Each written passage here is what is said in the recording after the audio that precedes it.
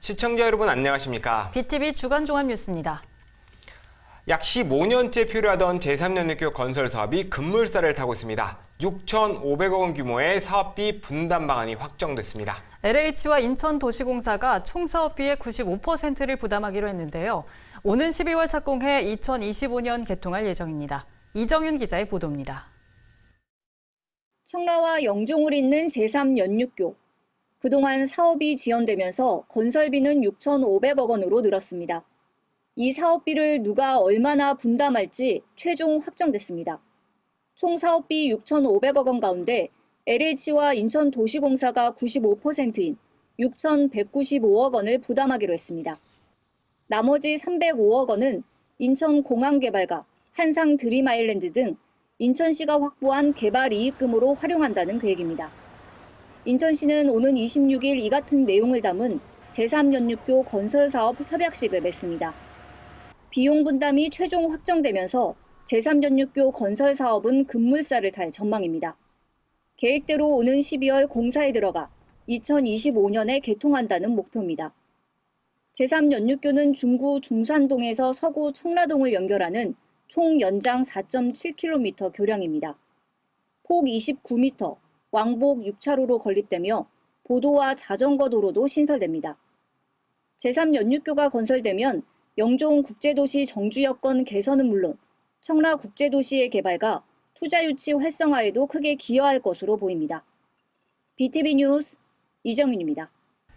앞서 보신 것처럼 영종과 청라를 잇는 제3연립교가 연말 착공을 목표로 속도를 내고 있습니다. 네, 또 하나의 관심사는 통행료죠. 영종과 청라 주민을 제외하고는 유료화할 예정인데 요금은 개통 직전에 결정될 전망입니다. 이형구 기자입니다. 청라에서 영종까지 4.67km를 잇는 제3연립교 건설 사업. 사업비 5천억 원은 청라와 영종 지역 조성 원가에 반영해 이미 확보했습니다. 사업이 차일피일 미뤄지면서 사업비는 6,500억 원으로 증가한 상태입니다. 추가된 사업비는 LH와 인천도시공사는 물론 인천공항공사를 비롯해 교량 건설로 인한 수혜기관도 분담합니다. 인천시는 오는 26일 관련 협약을 체결할 예정입니다. 공항공사 같은 경우에 영종 공항 관련 개발 이익금을 낸 게 있어요. 네. 그 부분을 가지고 거기에 이제 기반 시설 쓰게끔 돼 있는데 제3연립교 기반 시설이기 때문에 일부를 제3연립교 건설비에 조달하는 겁니다. 통행료는 논란의 소지가 여전합니다. 인천시는 조성 원가를 통해 건설비를 부담한 영종과 청라 주민들은 통행료를 무료화할 방침입니다. 그 외에는 통행료를 부과할 예정인데 그 규모 등을 놓고 적정성 논란이 일고 있습니다. 시의회 시정질문에서도 이 문제가 도마 위에 올랐습니다. 잠정적이긴 하지만은 4천 원의 고액 통행료 징수 계획에 논란이 지금 되고 있습니다. 4.6km인 제3연립교입니다. 4천 원 통행료는 바로 연결되는 경인고속도로 13.4km의 통행료 900원에 비해서 10배 이상의 큰 차이가 납니다.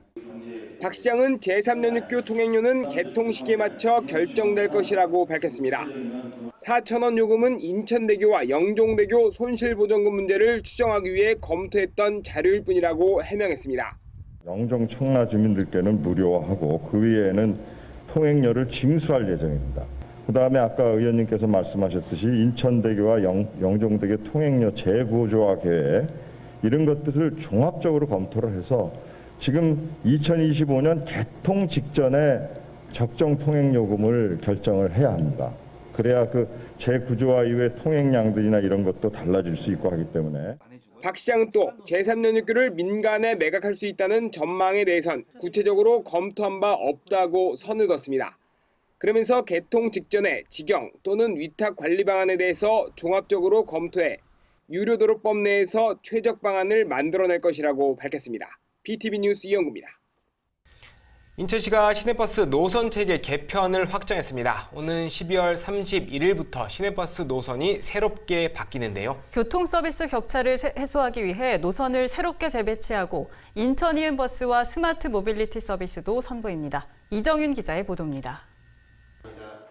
오는 12월 31일부터 새롭게 바뀌는 시내버스 노선 개편안이 최종 확정됐습니다.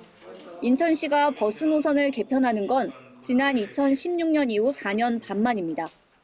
89개 노선이 존치되지만 84개 노선이 부분 변경되는 대규모 개편입니다. 가장 큰 변화는 인천 이음버스 신설입니다. 생활 밀착형 순환버스로 18개 노선에 42대가 투입됩니다. 원도심 취약지역은 물론 송도와 청라, 영종 등 대단히 신규 아파트 입주 지역 일대에 지하철 등과 연계해 노선을 신설했습니다. 교통 서비스 격차를 해소하기 위한 노선 개편도 이뤄집니다. 우선 검단 신도시와 송도 6809, 신국제여객 터미널 등 신규 수요가 예상되는 지역에 노선을 신설합니다. 송도와 청라를 잇는 직결 노선도 신설합니다. 교통 사각지대에는 스마트폰 앱을 통해 호출하면 정류소로 찾아가는 스마트 모빌리티 서비스도 새롭게 선보입니다. 이달 말 영종을 시작으로 내년에는 송도와 남동공단, 2022년에는 검단과 계양 지역으로 확대됩니다. 시내버스 노선이 개편되면 대기 시간은 줄고 이동 시간은 빨라질 전망입니다. 배차 간격은 기존 평균 19분에서 17분으로 10.8%가 단축됩니다. 총 환승 대기 시간은 3.2%가 감소되고 평균 이동 시간도 53분에서 50분으로 최대 3분이 줄어들어 앞으로 시민들께서 보다 빠르고 편리하게 시내버스를 이용할 수 있을 것으로 기대하고 있습니다. 인천시는 시내버스 노선 개편에 따라 정류소 등 관련 시설도 정비합니다. 버스 표지판을 표준 디자인으로 교체하고 노후된 승강장도 새로 정비한다는 계획입니다. BTV 뉴스 이정입니다. 서구에 위치한 수도권 매립지는 인천은 물론 서울과 경기 쓰레기까지 받고 있죠. 인천시가 쓰레기 독립을 선언했습니다. 2026년부터는 서울과 경기 쓰레기는 안 받겠다는 건데요. 자체 매립지 조성과 소각장 관련 용역은 11월 중에 공개한다는 계획입니다. 이형구 기자입니다. 쓰레기를 가득 실은 트럭이 쉴 새 없이 들어옵니다. 쓰레기가 산더미처럼 쌓입니다. 지난해 수도권 매립지에 매립한 쓰레기만 337만 톤. 이 가운데 서울이 42%로 가장 많고 경기도가 37%로 뒤를 잇습니다. 인천에 가져다 버리는 건데 정작 인천 쓰레기는 21%로 가장 적습니다. 이런 상황이 2026년부터 종료될 전망입니다. 인천시가 수도권 매립지를 2025년까지만 사용하겠다며 쓰레기 독립을 공식 선언했습니다. 300만 인천 시민 여러분께 고합니다. 더 이상은 내몰리지 않겠습니다. 2025년으로 설정해 놓은 수도권 매립지 종료 시기에는 한치의 망설임과 물러섬이 없이 달려갈 것입니다. 직매립 위주인 쓰레기 처리 방식도 자원순환으로 전환을 선언했습니다. 현재는 쓰레기를 수거해 일부는 재활용하거나 소각하지만 40%는 매립지에 묻습니다. 앞으로는 수거한 쓰레기로 벽돌과 보도블럭, 복토제, 퇴비 등을 만드는 과정이 추가됩니다. 이렇게 만든 벽돌과 복토제 등은 재활용한다는 계획입니다. 그리고 남은 소각제나 불연제 등만 매립하는데 매립량은 현재보다 95% 감소할 전망입니다. 이를 위해 두세 개 기초단체가 함께 사용하는 광역 소각장 7곳을 건설한다는 계획입니다. 소각을 하더라도 그 소각된 거를 가지고 친환경적으로 갖다 물어서 매립지 규모가 아주 최소화되어 있고 아주 지금 우리 조종관 구상했듯이 한 10,000평 이하의 그런 규모로 건축물을 위에 짓고 겉에서 봐서는 쓰레기 매립을 하지 않는 것 같은 모양새로 간다는 겁니다. 수도권 매립지 종료에 따른 자체 매립지 조성과 소각장 증설 용역 결과는 다음 달 공개될 예정입니다. 인천시가 앞서 진행한 친환경 자체 매립지 입지 후보지 공모에서는 한 개 법인이 신청한 상태입니다. 시는 이 공모 결과를 반영하고 입지 선정조사 연구 용역을 마무리한 뒤 2차 시민보고 등을 통해 진행 사항을 알리겠다고 밝혔습니다. BTV 뉴스 이영구입니다. 앞서 오신 것처럼 인천시가 쓰레기 독립을 선언했는데요. 2025년 사용 종료와 자체 매립지 조성을 위한 후속 조치에 들어갔습니다. 전문가와 시민 등이 참여하는 TF가 본격 가동됩니다. 이어서 배상민 기자입니다. 2025년으로 설정해 놓은 수도권 매립지 종료 시기에는 한치의 망설임과 물러섬이 없이 달려갈 것입니다. 우리 아이들에게 녹색 환경을 물려주기 위해 자원순환 정책 대전환을 시작합니다. 쓰레기 독립을 시작합니다. 지난 15일 쓰레기로부터 독립을 선언한 인천시. 2025년 수도권 매립지 종료 실현을 위해 관계기관, 전문가, 시민으로 구성된 TF를 본격 가동합니다. 인천시장이 총괄 단장인 TF는 관련 기관 전문가, 시민이 참여하는 6개 분야 56명으로 구성됩니다. 쓰레기 발생 감량화와 재활용 극대화, 2025년 수도권 매립지 종료, 자체 친환경 매립지 마련, 소각시설 확충 등 목표를 설정했습니다. 신속한 의사결정과 주민 수용성 확보를 위해 4개 분과로 운영됩니다. 실무분과는 매립지 사용 종료 대비 폐기물 처리 계획 수립, 정무 시민협력 분과는 친환경 폐기물 관리 정책 전환 공감대 형성, 홍보분과는 매립지 종료 당위성 대시민 홍보, 지원분과는 자체 처리 시설 조성 관련 법률, 행정 절차, 재정 지원 방안 검토 등을 맡게 됩니다. 5년 안에 사자협의체 설득과 자체 매립지 조성 등 산적한 현안 해결을 위해 인천시는 무엇보다 시민 협조를 당부했습니다. BTV 뉴스 배상민입니다. 앞서 보신 것처럼 인천시는 쓰레기 독립을 선언하고 자체 매립지 조성에 속도를 내고 있는데요. 하지만 현실적으로 가능할지 우려의 목소리도 나오고 있습니다. 이어서 이정윤 기자의 보도입니다. 서울시와 경기도가 공동 대체 매립지 조성에 미온적인 태도를 보이자 결국 인천시는 자체 매립지 조성을 택했습니다. 오는 2025년 매립 종료에 맞춰 자체 친환경 매립지를 조성하고 이에 필요한 소각장을 건립하겠다는 계획입니다. 하지만 우려의 목소리도 나오고 있습니다. 현실적으로 대체 매립지 조성이 가능할지 의문이기 때문입니다. 매립지 종료 시한인 2025년까지 입지를 선정하고 환경 영향평가와 기반시설 공사 등 관련 행정 절차를 완료할 수 있을지가 관건입니다. 특히 입지 선정을 둘러싼 갈등이 장기화될 수도 있습니다. 2025년까지만 수도권 매립장을 사용하고 소각제만을 묻는 친환경 방식의 인천 매립장 조성, 그리고 신규로 중형급 소각장 3곳을 건설한다는 계획을 발표했습니다. 기본적으로 인천시의 자원순환 정책에 찬성하지만 너무 촉박한 계획이라는 점에서 우려스럽습니다. 매립지 종료를 위해선 환경부와 서울시, 경기도가 협상 테이블로 나오게 하는 것이 급선무라는 지적도 나왔습니다. 지난 2015년 4자 최종 합의문에는 대체 매립지가 확보되지 않을 경우 매립지 잔여 부지의 최대 15% 범위 내에서 추가 사용한다라는 문구가 명시돼 있기 때문입니다. 인천시는 환경부, 서울시, 경기도 수도권 지역 쓰레기를 지금과는 다르게 발생지 처리 원칙을 강조하고 배출량 감소, 재활용 최대화 및 매립 소각소를 골자로 한 폐기물 정책 선진화 실행 계획을 제안을 해야 된다고 생각합니다.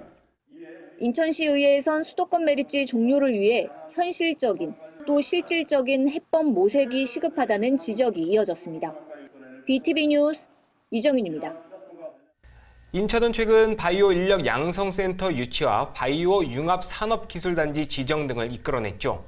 바이오 클러스터 조성에 탄력이 붙는 모양새입니다. 여기에 뇌신경과학 분야를 육성하기 위한 관계기관의 협약도 체결했습니다. 그동안 서울에서 열던 국제학술대회가 내년에 처음으로 송도에서 열립니다. 이형구 기자입니다. 뇌출혈과 뇌경색 등 뇌혈관 질환부터 치매까지 뇌 관련 질환은 우리의 목숨과 직결됩니다. 지난해 인구 10만 명당 사망률을 보면 뇌혈관 질환은 42명으로 4위를 차지합니다. 알츠하이머도 7위로 전년보다 2단계 올라섰습니다. 바이오 뉴딜 중심 도시로 도약을 꿈꾸는 인천이 뇌신경과학 분야 육성에도 나섭니다. 한국뇌신경과학회는 그동안 서울에서 열던 국제학술대회를 내년에는 인천에서 열기로 했습니다. 송도 컨벤시아에서 사흘간 열리는 총회에는 의료인과 연구원 등 전문가 2,000여 명이 참가할 예정입니다. 또 2025년 열리는 한종일 뇌신경과학회 역시 송도에서 개최하기로 했습니다. 인천시와 경제청, 한국뇌신경과학회가 이런 내용의 협약을 체결했습니다. 우리나라의 과학이나 아니면 산업이 뻗어나갈 수 있는 전진 기지로서 장점을 새롭게 갖추고 있는 것 같습니다. 이제 학회 입장에서는 산업체와 연관이 되면서 좀 더 국민의 어떤 건강이나 아니면 혜택에 다가갈 수 있는 기회가 되기 때문에 저희들이 인천 송도를 새로운 학회 장소로 선택을 하게 되었습니다. 송도 국제도시에는 삼성 바이오로직스와 셀트리온 등 바이오 관련 60여 개 기업이 입주해 있습니다. 최근에는 바이오 인력 양성센터를 유치한 데 이어 중소벤처기업부로부터 송도 바이오융합 산업기술단지도 지정 승인받았습니다. 뇌신경과학 분야를 육성했다는 이번 협약이 주목받는 이유입니다. 송도가 의약품 생산뿐만이 아니고 또 인력 개발이라든지 또 원부자재 개발이라든지 이런 모든 그 영역에서 하나의 밸류 체인을 형성하면서 K-바이오를 선도하는 그런 세계적인 바이오 메카로 개발할 계획입니다. 이런 과정에서 뇌신경과학회가 여기서 대규모 학회 행사를 하게 되면 관련 분야 전문 인력이라든지 인재들이 송도에 모여서 인류 과학에서 남은 미지의 영역 중 하나인 뇌신경과학 분야.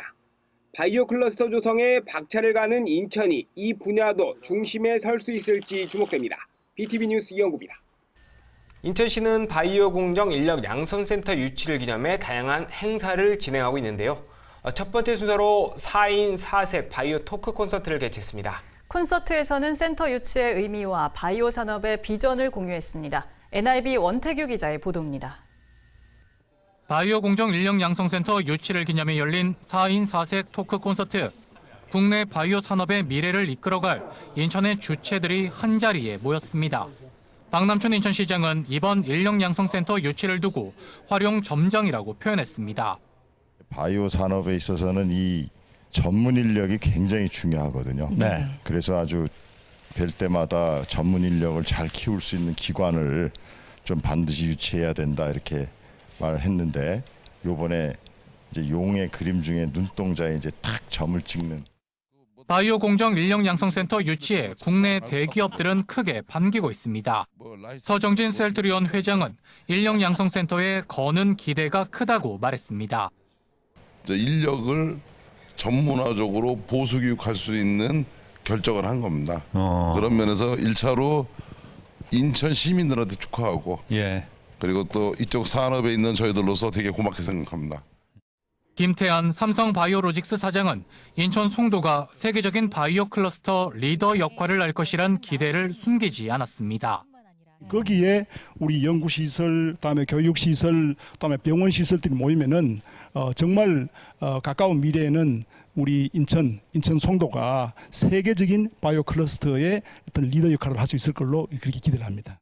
바이오 공정 인력 양성센터는 인천시와 연세대, 인천테크노파크가 컨소시엄을 구성해 2025년까지 1,400억 원을 투입하는 대형 국책 사업입니다. 센터 구축이 완료되는 2024년부터는 연간 2천여 명의 교육생이 배출될 예정입니다.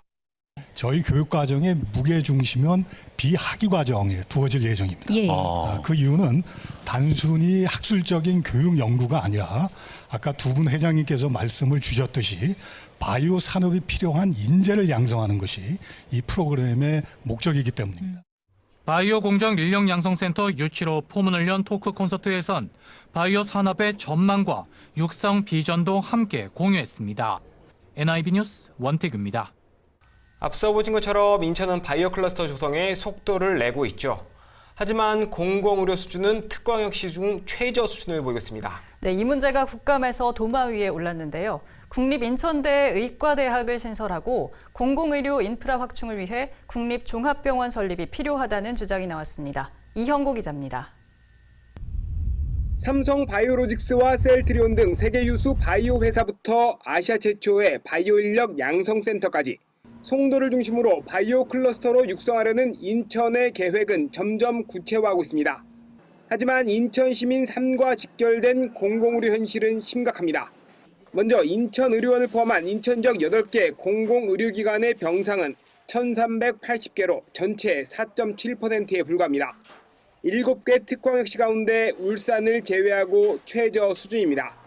공공의료기관의 의사 수는 더 심각합니다.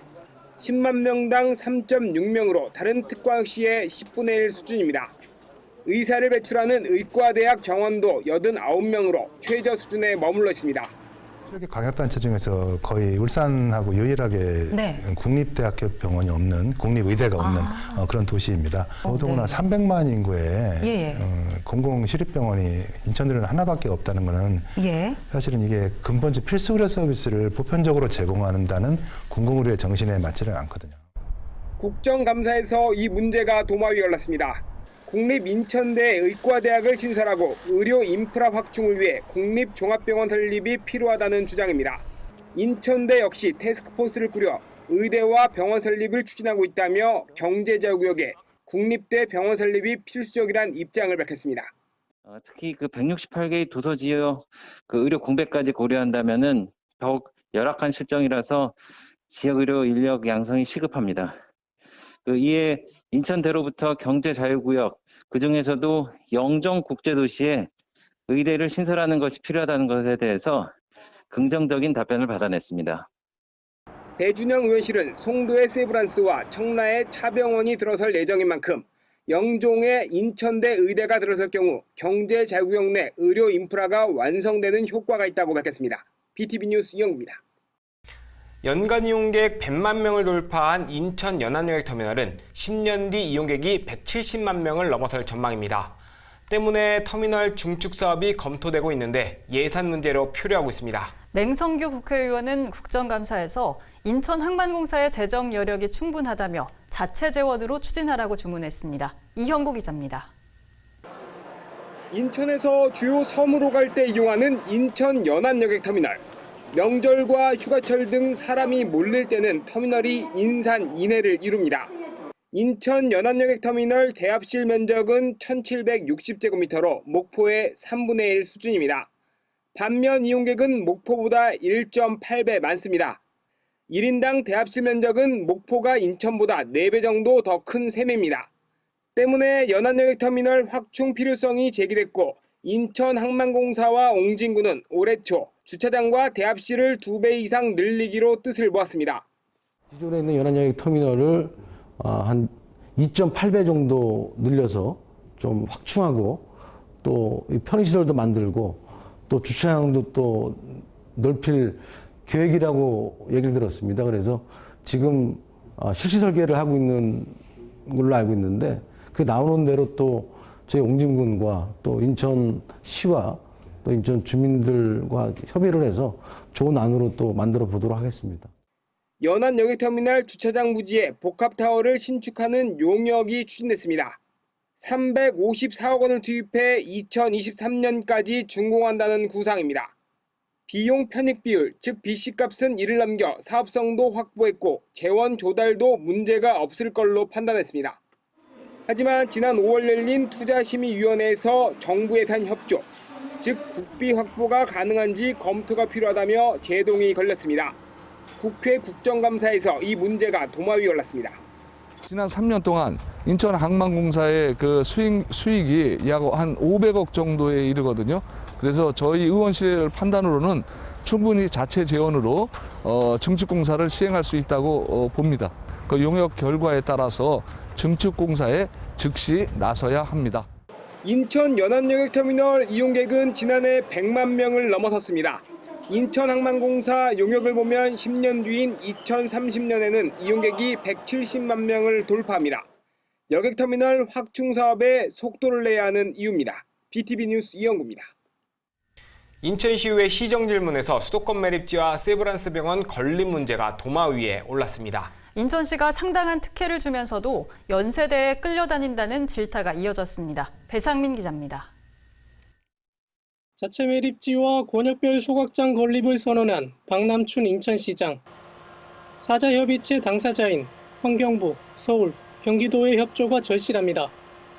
박 시장은 환경부 역시 인천시의 자원순환 정책에 발맞춰 법안 개정을 추진하고 있다며 서울 경기도의 참여를 자신했습니다. 순환법 개정안을 만들고 2026년부터는 이제 직매립하는 거 이런 거는 아예 불법으로 규정을 하겠다고 하는 그런 행위들이 일어나고 있기 때문에 저는 그것이 우리의 인천시의 그 방향에 전적으로 지금 동조하는 거다 이렇게 해석하고. 김종인 시의원은 기존에 노후화된 청라 소각장을 폐쇄하고 새로 조성하는 자체 매립지에 신규 소각장을 조성할 것을 제안했습니다.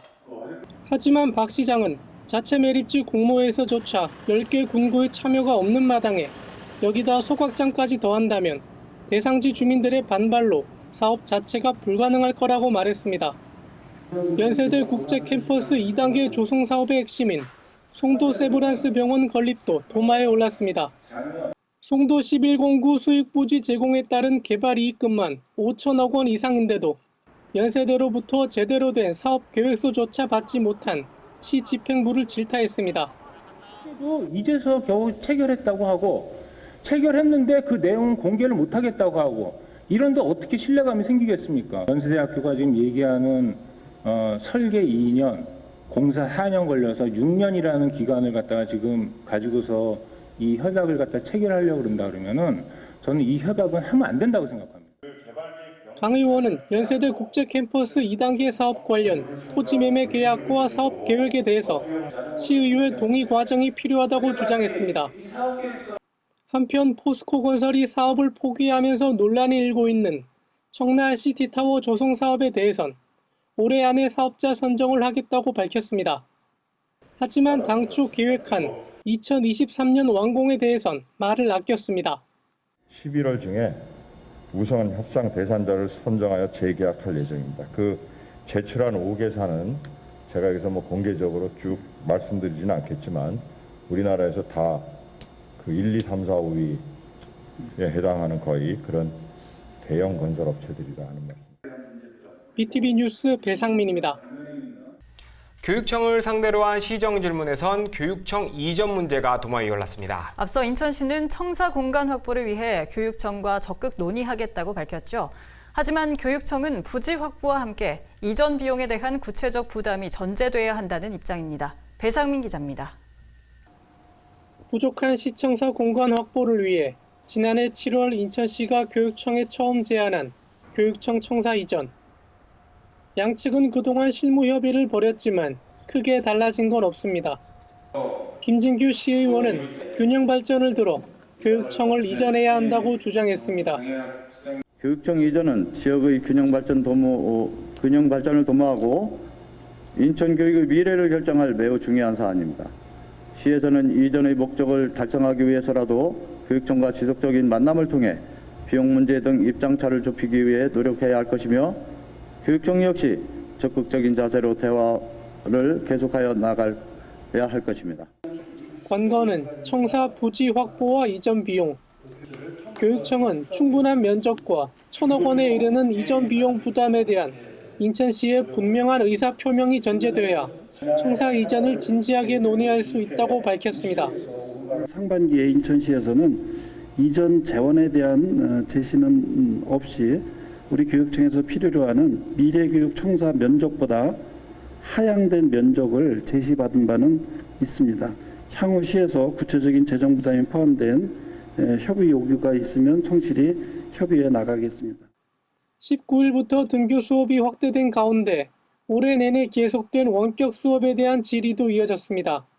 학기 초반 준비가 되지 않은 상황에서 닥친 원격 수업은 쌍방향 수업 등에 필요한 장비 인프라, 교육 콘텐츠, 교사 역량 등의 부족으로 시행착오를 겪었습니다. 다행히 등교 수업이 확대됐지만 언제 코로나19 상황에 따라 원격 수업으로 전환될지 모르는 상황에서 보다 내실 있는 준비가 필요하다는 지적입니다.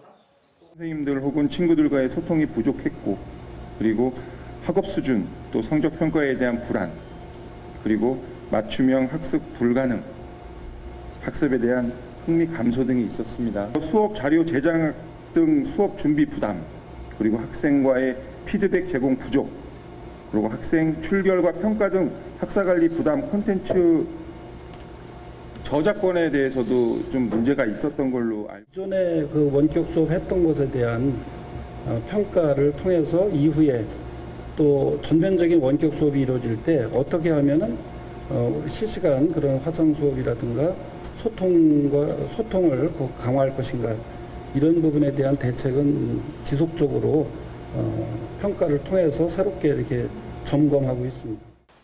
BTV 뉴스 배상민입니다.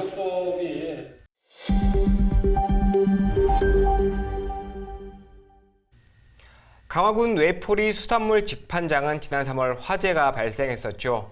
현대화시설 공사를 마치고 7개월 만에 다시 문을 열었습니다. 강화군은 이 일대를 수산 관광 거점 어항으로 개발한다는 계획인데요. 새롭게 단장한 외포리 수산물 직판장에 이정윤 기자가 다녀왔습니다. 국내 최대 새우젓 시장인 외포리 수산물 직매장입니다. 김장철을 앞두고 직매장을 찾은 손님들로 북적입니다. 새우젓과 각종 젓갈까지 저렴하게 구입할 수 있습니다.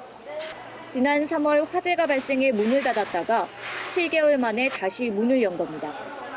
재개장 소식에 손님들의 발길이 이어지면서 시장도 활기를 띠고 있습니다.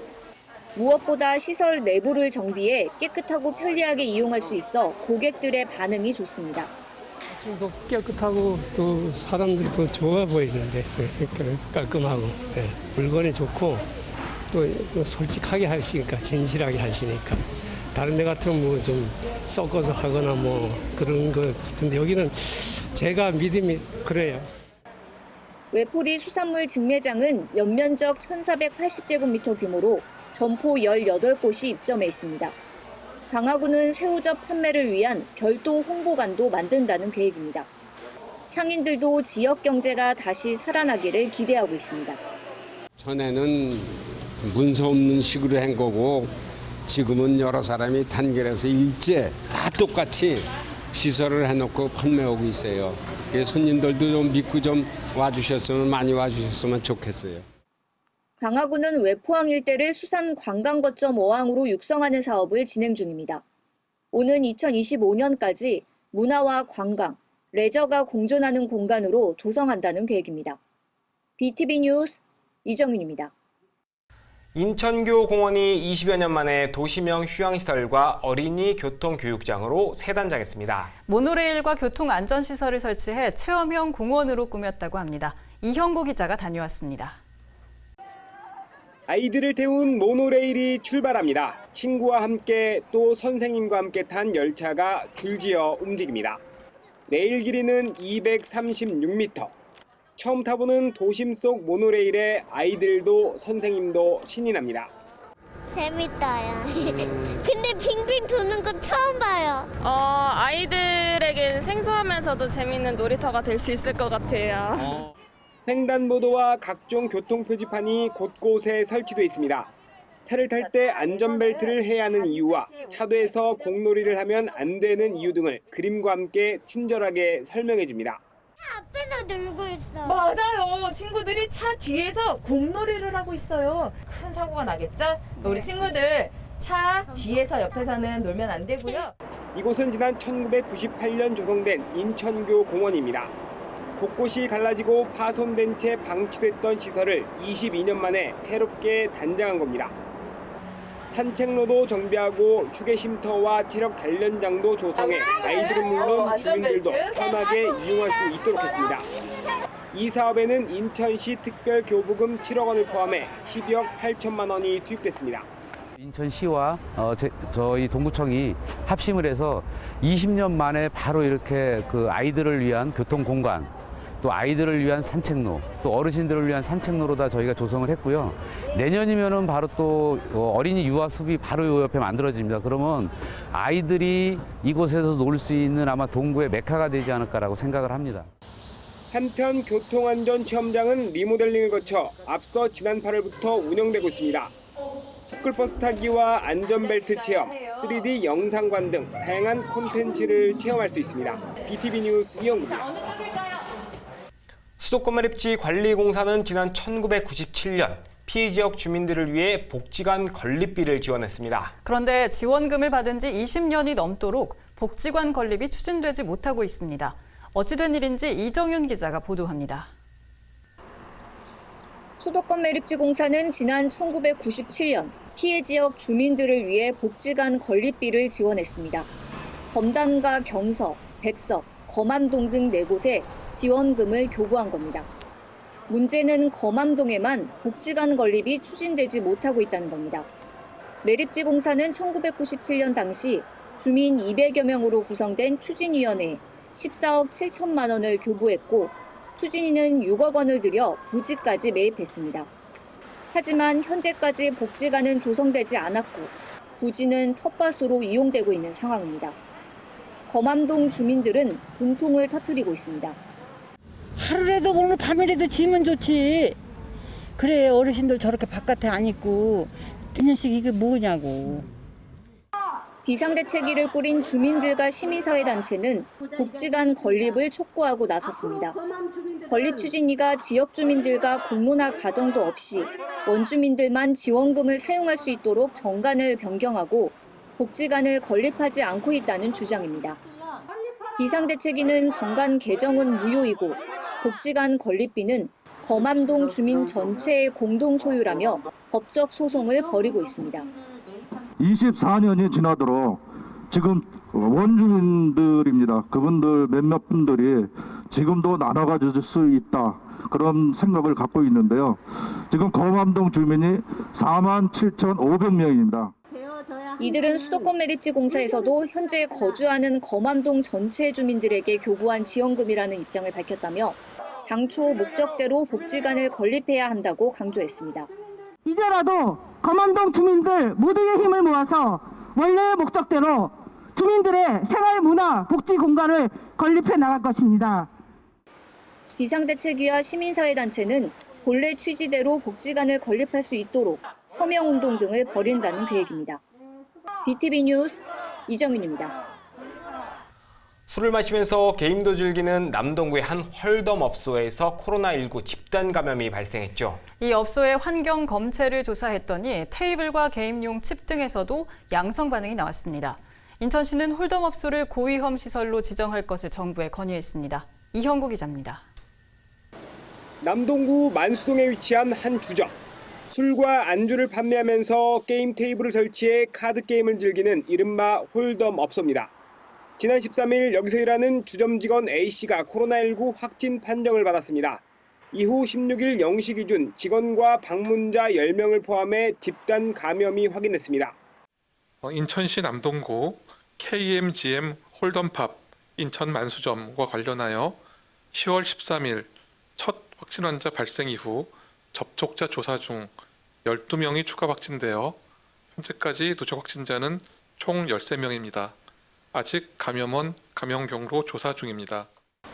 방역당국은 이 업소에서 35건의 환경 검체를 채취해 검사했습니다. 테이블과 문 손잡이는 물론 에어컨과 칩, 카드 등 9건에서 양성이 확인됐습니다.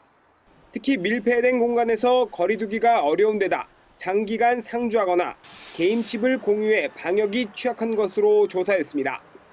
이에 따라 인천시는 중앙재난안전대책본부 회의에서 홀덤업소를 고위험시설로 지정할 것을 건의했습니다. 핵심 방역수칙 준수를 의무화하는 게 필요하다고 판단한 겁니다. 한편 인천시는 지난 14일 인천에서 영업 중인 27개 홀덤업소에 대한 긴급 지도점검을 실시했습니다. BTV 뉴스 이영구입니다. 코로나19가 확산하면서 택배로 식품을 주문하시는 분들 많으시죠? 상하는 걸 막기 위해 아이스팩이 사용되는데 여기엔 미세 플라스틱이 들어있다고 합니다. 따라서 그냥 버리게 되면 환경오염을 유발시킬 수가 있습니다. 아이스팩은 잘 처리하는 것도 중요하지만 가장 좋은 방법은 재활용하는 것이라고 합니다. NRB 이하영 기자가 보도합니다. 냉동 택배를 주문하면 항상 같이 딸려와 사용 후 처치 곤란인 아이스팩. 물에 고흡수성 폴리머라는 미세 플라스틱을 섞어 만드는 아이스팩은 하수구에 흘려보내게 되면 치명적인 환경오염을 가져옵니다. 또 해양생물의 몸에 들어가게 되면 먹이사슬에 의해 인간이 다시 흡수할 수 있는 가능성도 배제할 수 없습니다.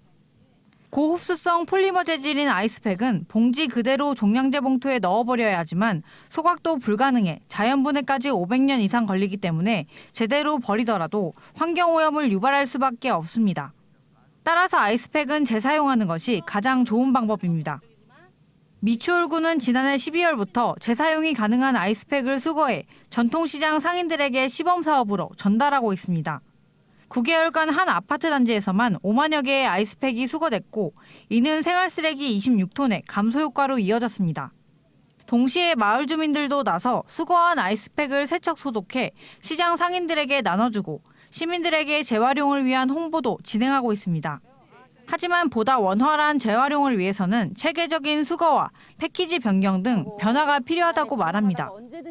저희는 바람이 있다면 아이스팩이 상표가 아예 없는 흰 걸로 통일이 돼서 나온다면 저희가 시장이나 골목골목 상인한테 순환될 수 있도록 하는데 더 앞장설 수 있다고 생각합니다. 인천 지역 10개 군구에서 아이스팩 재활용을 진행 중인 구는 서구와 미추홀구 단 2곳뿐입니다. 서구에서는 동행정복지센터를 통해 주민 누구나 아이스팩을 기부할 수 있지만 미추홀구는 아직 시범 진행 중인 아파트 단지에서만 수거가 진행되고 있는 상황입니다. 민원을 통해 아이스팩 수거함에 대한 설치 요청은 꾸준히 제기되는 상황. 전문가들은 자원순환 대전환을 예고한 인천시가 재활용을 통한 생활쓰레기 절감 방안을 검토해야 한다고 지적하고 있습니다. NIB 뉴스 이하영입니다. 남동구는 총사업비 16억 원을 들여 해오름 근린공원 호수 주변을 새롭게 단장했다고 밝혔습니다. 호수를 바라보며 버스킹 공연을 할 수 있도록 기존 데크를 확장 교체했습니다. 또 호수의 수질 개선과 경관 향상을 위한 분수도 설치했습니다. 그동안 포장 상태가 불량했던 산책로는 탄생 포장으로 교체해 유모차와 장애인도 편하게 오갈 수 있도록 했습니다. 남동구는 특별조정규모금 8억 원에 구비 8억 원을 더해 사업을 마무리했습니다. 송림체육관에 조성된 동구 체력인증센터가 문을 열었습니다. 인천 동구청과 인천시설관리공단은 개소식에서 국민 체력 증진 업무 협약을 맺었습니다. 양 기관은 체력평가 시스템을 통해 시민들에게 체계적인 체력 측정과 운동 처방을 지원하는 등 시민들의 건강을 위한 사업에 힘을 모으기로 했습니다. 허인환 동구청장은 체력인증센터가 구민의 체력과 건강 증진에 많은 기여를 할 것으로 기대한다며 구에서도 원활한 시설 운영을 위해 행정 지원을 아끼지 않겠다고 밝혔습니다. 옹진군 장봉도에 무장의 숲길이 조성됐습니다. 옹진군은 고령자와 장애인 등 거동이 어려운 주민도 편하게 숲길을 이용할 수 있도록 장봉도 말문고개 주변에 무장의 숲길을 조성했다고 밝혔습니다. 군은 산림복지진흥원이 추진하는 공모에 선정돼 사업비 7억 7,100만 원을 지원받았습니다. 지난 4월부터 9월까지 1km 구간에 목재 데크와 산책로를 조성했으며 11월에는 안전시설을 보강할 예정입니다. 강화군이 소상공인에게 새희망 자금을 신속하게 지급하기 위해 현장 접수센터를 운영합니다. 현장 접수센터는 읍면사무소에 마련되며 오는 26일부터 다음 달 6일까지 운영될 예정입니다. 신청 대상은 지난해 연매출 4억 원 이하면서 올 상반기 월 평균 매출액이 감소하거나 집합금지 등으로 영업이 제한된 소상공인입니다. 요양병원 등을 중심으로 집단 감염이 발생하면서 코로나19 확산 우려가 큽니다. 손 씻기와 기침 예절, 마스크 착용 등 개인 방역 수칙을 잘 지켜야겠습니다. 이상으로 BTV 주간 종합 뉴스를 마칩니다. 시청해주신 여러분 고맙습니다.